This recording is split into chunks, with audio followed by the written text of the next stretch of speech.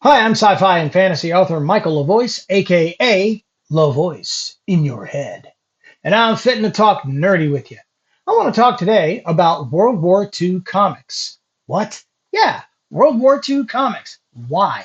I love them. They had some amazing characters and told some of the greatest heroic stories that I'd ever read. Stories about grit, determination, real sacrifice, and what it meant to honestly, actually serve other people's even to the detriment of yourself. I think the first one that I remember was The Haunted Tank. Now, The Haunted Tank was a cool series. They got their start in GI Combat in 1961, and it was the story of the ghost of Jeb Stuart, a rebel general from the Confederate side of the Civil War, sent by the ghost of Alexander the Great to watch over and guide his own descendant, who's also named Jeb Stuart. In the early versions, it was Jeb Stuart Smith. Later, it was just Jeb Stuart. And the crew of his M3 Stuart tank that he was commander of. Now, Jeb had a really good run. I think the last issue came out in 1987, which makes them the longest running World War II comic that DC put out next to Sergeant Rock.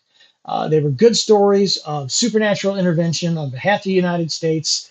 And I think the best one, or at least my favorite, the one that had the most impact on me, was the one where Jeb Stuart's ghost withdrew from them and refused to help them for a mission because their regular Stuart tank was in the shop and had been temporarily assigned to a Sherman tank.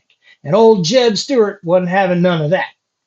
There were a few incarnations of the Haunted Tank later on through the years, but I wasn't really into them. They were pretty far removed from the original story, so I didn't really care. Except for the last one, which was in 2008 when DC Vertigo did Sergeant Rock: The Lost Battalion, in which the original crew of the Haunted Tank made a guest appearance. Now, considering the fact that the Haunted Tank flew a Confederate battle flag instead of the Stars and Stripes, and that their protector slash guardian spirit was literally the ghost of a Confederate general, yeah, good luck getting this turned into a movie anytime soon, or even really talked about in today's climate. But that's kind of a shame because these were some really good stories.